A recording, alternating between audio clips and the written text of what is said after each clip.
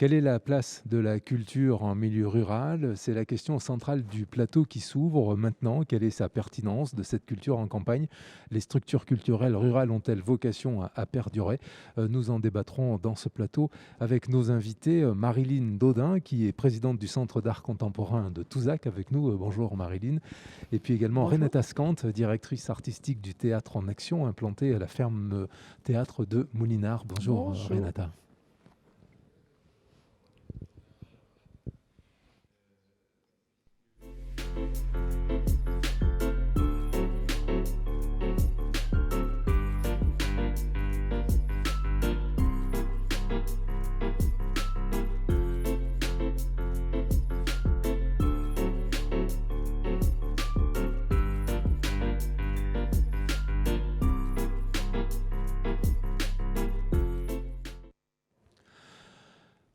La culture en milieu rural, c'est la question centrale de ce nouveau débat, avec Marilyn Daudin et Renata Scant, qui toutes les deux proposent une diffusion culturelle dans le milieu rural, deux formes différentes de la culture, l'art vivant pour l'une avec le théâtre et l'expression corporelle, l'art visuel pour l'autre avec la création artistique, plus précisément sculpture, peinture, aussi du théâtre corporel parfois sans doute.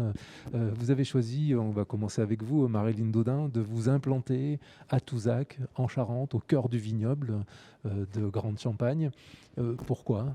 Alors c'est un peu un hasard en fait. C'est une petite école d'un tout petit village de Grande Champagne qui fermait et l'envie d'une jeune équipe passionnée d'art de s'y implanter et de proposer un pôle de création et de diffusion d'art contemporain. Donc l'aventure a commencé en 2013. On a repris l'école, on a commencé par faire des expositions et puis petit à petit on a aussi réaménagé un logement, l'ancien logement du directeur. Et donc l'école est aussi devenue un pôle de création. On accueille des artistes en résidence de création. Donc on a un 3 en 1, création, hébergement et diffusion. Alors ce pôle de création d'art, ce centre d'art contemporain, vous l'avez baptisé Chabram au carré. Non, alors l'association, puisqu'on D'accord. est associatif, on est à 100% bénévole. L'association s'appelle Chabram Carré, qui est l'acronyme des membres fondateurs. Mais par contre, tout simplement, le lieu, nous l'avons appelé l'école, puisque c'est ce qui nous paraissait le plus parlant pour Puisque tous les c'est publics. voilà, c'est dans une école communale, quoi. C'est dans une école communale et puis comme on cherche vraiment à être accessible au plus grand nombre, on simplifie. Et donc on a repris l'école comme nom de lieu. On parle d'ouverture de l'école, de la fermeture et non pas de vernissage et de finissage qui sont très parisiens en fait. D'accord. Un centre d'art installé dans une école, on appelle ça l'école. Une compagnie théâtre qui s'installe dans une ferme, on appelle ça la ferme théâtre. Renata Scant, c'était la même idée. Comment ça a commencé?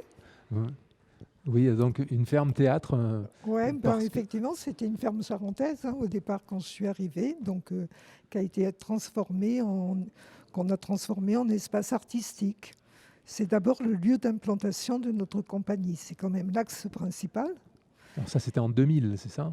Et, Même avant? les travaux ont commencé en 2000, l'association aussi, puisque nous aussi, nous sommes un système associatif. Et depuis 2004, les activités ont commencé en 2004. Il fallait faire des travaux d'abord, d'aménagement du lieu. Oui, parce que vous êtes metteur en scène et puis vous arrivez de loin, puisque vous avez fondé le Moi, théâtre européen. oui, dans j'arrivais les de Bouches-du-Rhône. Grenoble. Ouais. Le plus gros quand même de mon parcours a été Grenoble pendant 33 ans, où j'avais une compagnie là-bas. Et créé et conduit un festival européen pendant 20 ans. Voilà. Et donc, vous avez abandonné ça pour venir vous implanter en Charente? Alors oui, quelle drôle d'idée. Non, ma fille était en Charente. Moi, j'avais vécu dans le sud-ouest, en Dordogne, quand j'étais enfant. Et je cherchais un lieu dans lequel il y aurait à la fois le le travail, la possibilité d'un petit théâtre de poche dans une grange, et puis que tout soit regroupé, un bureau, etc. Une ferme charpentaise, comme il y a plusieurs petits bâtiments qui sont autour d'une cour, ça permettait l'ensemble. La seule chose que je n'avais pas fait, c'était une étude de marché pour savoir comment ça se passait du point de vue public, potentiel de public, etc. Je rêvais de revenir à la première décentralisation théâtrale. Je rêvais que ce soit un point de départ pour aller dans des petites communes alentours, etc. Sauf que entre la première décentralisation théâtrale des années 45 et puis celle d'aujourd'hui, le public a changé, les habitudes ont changé. Et donc, ça n'a pas vraiment réussi dans le sens que j'aurais souhaité. C'est quand même devenu un lieu, j'allais dire, de vie, déjà pour notre compagnie. De temps en temps, on peut aussi accueillir une compagnie en résidence de façon amicale, tout simplement. On n'a pas de statut pour ça. Voilà. Et je disais tout à l'heure que ce qu'il y a de bien pour ceux qui viennent en résidence, comme pour nous-mêmes, c'est que comme on est loin de tout, il n'y a même pas une boulangerie à la commune de Moulitard. Bon, il faut parler de ça aussi, de la désertification quand même des campagnes, c'est assez terrible. La poste qui se trouvait encore à Yersac, il n'y a plus de poste. C'est vraiment, j'allais dire, pour moi, je regarde ça de façon un petit peu attristée, de voir à quel point c'est un désert qui gagne, quoi. D'accord, On mais en quoi bon, c'est bénéfique pour votre activité? Alors c'est bénéfique quand même pour les compagnies, justement parce qu'il n'y a rien autour, qu'on est bien obligé de plonger complètement dans son travail. C'est une plongée. Et vous, Marilyn Dodin, l'intérêt d'être là en milieu rural? Alors, je crois que pour les artistes, c'est aussi la possibilité d'être dans une bulle. En effet, c'est intéressant. C'est un univers assez apaisant. On est vraiment au milieu des vignes avec une belle lumière. Donc, pour des plasticiens et des photographes, c'est quelque chose qui leur plaît bien. L'école a une âme. Et on nous parle souvent justement de ce lieu très atypique qui les inspire. Maintenant, ça peut aussi faire un peu peur, parce que quand on a l'habitude d'être en ville, de vivre, de travailler en ville, de sortir, de voir beaucoup de gens, ça peut être un petit peu difficile au départ. Mais les retours qu'on a, c'est que, in fine, c'est quand même très, très propice à la création. D'accord. Et alors, le public est là? Est-ce qu'en milieu rural, alors, l'art contemporain, c'est quelque chose vers lequel on vient spontanément? Alors, non, pas du tout. Souvent, d'ailleurs, le public de proximité, les habitants, nous ont dit mais ce n'est pas pour nous, parce qu'ils ne connaissaient pas, parce qu'ils avaient un petit peu peur de l'art contemporain, ça fait peur, souvent. Petit à petit, on change, et surtout, là, ces 2 dernières années de crise ont quelque part eu ce côté positif de nous intéresser encore plus à notre public de proximité. Et on a eu vraiment envie, avec les artistes, d'aller à la rencontre des habitants, de dialoguer avec les habitants. Et ça a très bien marché. C'est vraiment quelque chose qui est tout à fait porteur. Et maintenant qu'on est un peu plus connu, parce qu'il faut du temps pour être connu, on a des spectateurs, des visiteurs tout à fait réguliers qui attendent les expositions, qui attendent de rencontrer les artistes et qui viennent vraiment voir de l'art. On n'a pas, comme dans un certain nombre de lieux des grandes villes, des gens qui passent. Oui. On a regardé d'un petit peu plus près. La plupart de nos visiteurs restent 1 heure lors des expositions, ce qui peut être considéré comme très long. Donc il y a vraiment un dialogue qui s'installe. Il y a une vraie volonté de rencontrer les artistes, oui, de comprendre. Et un dialogue parce que les artistes sont là, ils sont là.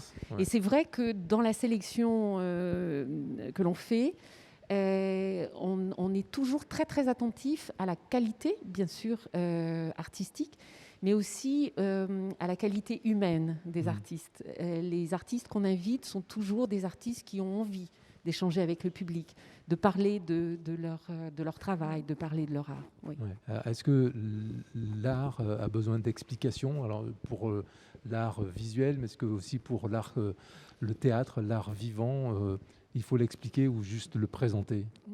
Moi, je crois que, comment dire, de même qu'il a fallu apprendre à lire pour apprécier la poésie ou lire un journal d'information, je pense que chaque art, plus il y a une éducation, et mieux on sait regarder, mieux on sait entendre, mieux on sait comprendre.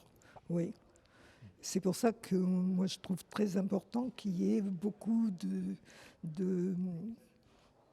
travail avec les écoles, avec les enfants, etc., depuis le plus jeune âge, d'accompagner un apprentissage. Moi, je crois que c'est très important. Oui, vous faites ça aussi, Oui, toutes oui. les deux. Vous Oui, allez oui, à la rencontre c'est des très jeunes. important d'accompagner. Et encore une fois, on est dans une école et il faut qu'on soit très attentif parce que tout le monde n'a pas des bons souvenirs dans l'école. Donc, on n'a pas vocation à être dans cette logique très verticale. C'est par l'échange, c'est par le questionnement. Et moi, je dis toujours aux personnes qui viennent, vous pouvez aimer ou ne pas aimer. C'est pas ça qui est important. C'est qu'il se passe quelque chose. C'est qu'il y ait une rencontre avec l'œuvre, une rencontre avec les artistes. Maintenant, que vous n'ayez pas envie de mettre l'œuvre dans votre salon, c'est pas grave. Donc il y a cet apprentissage, je crois, qu'on fait, et on le fait de façon très conviviale, très ludique. Voilà. On va faire une pause vidéo, puisque c'est le principe dans ces débats aujourd'hui autour du lancement de Télé 16, la web télé en Charente, ponctuer nos débats de vidéo. La vidéo que je propose, là, c'est une compagnie qui était présente au festival Mars Planète Danse à Cognac en 2021, un festival proposé par l'Avant-Scène Théâtre de Cognac, une scène conventionnée danse. Mais en 2021, dans la perspective que, quoi qu'il arrive, le festival ait bien lieu, l'équipe dirigée par Stéphane Join a imaginé 2 versions pour ce festival. Une version normale à voir en public, sur les espaces publics de Cognac, et une autre version en ligne à découvrir. Voici un extrait de ce festival en ligne que nous vous proposons. On regarde le spectacle Le Corps des Songes, un extrait, c'est la compagnie Nosfell. Merci.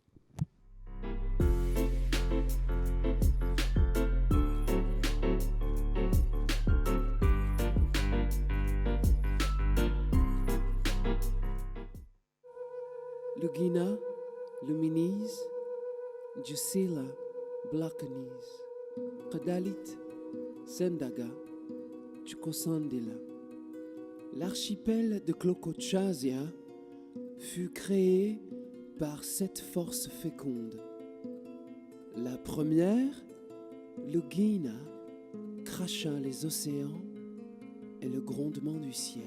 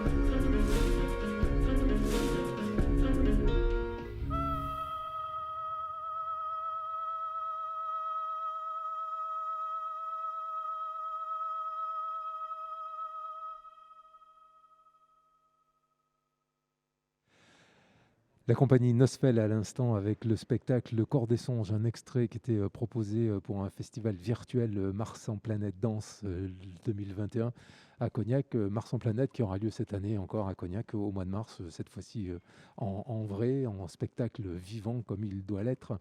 Avec nous sur ce plateau culture, Renata Skant, directrice artistique du Théâtre en Action implanté à la ferme Théâtre de Moulidar, et Marilyn Dodin, présidente du Centre d'art contemporain de Touzac à l'école du village, dans l'école du village. On est là pour parler, pour l'inauguration de cette web télé, Télé 16. Qu'est-ce que, à l'une et à l'autre, un support comme celui-ci peut apporter à la création artistique? Alors, on peut commencer par le théâtre. Est-ce que le théâtre à l'écran, à la télé, c'est pareil que le théâtre en salle? C'est pas la même chose, mais comment dire, non, c'est vraiment pas la même chose. Et en même temps, ça fait quand même circuler de l'information. Et il y a des gens qui aiment beaucoup, quoi. La parole ne leur suffit pas pour imaginer, donc le fait qu'il y ait des images, etc., ou qu'il y ait comme on vient de passer une mini-vidéo, ça leur donne davantage à voir. Donc oui, c'est un complément d'information qui peut être très intéressant. Est-ce que, aujourd'hui, de plus en plus, les spectacles sont filmés, présentés, on les retrouve en vidéo. Est-ce que on pense, quand on crée une pièce de théâtre, à le filmer?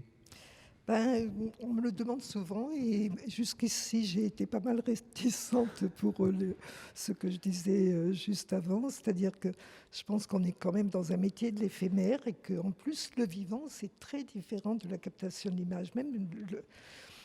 On est obligé peu à peu de le faire, de faire des petits clips ou de faire un petit peu d'infos sous cette forme-là, mais ça je sens à chaque fois que c'est autre chose. Il faudrait devenir réalisateur.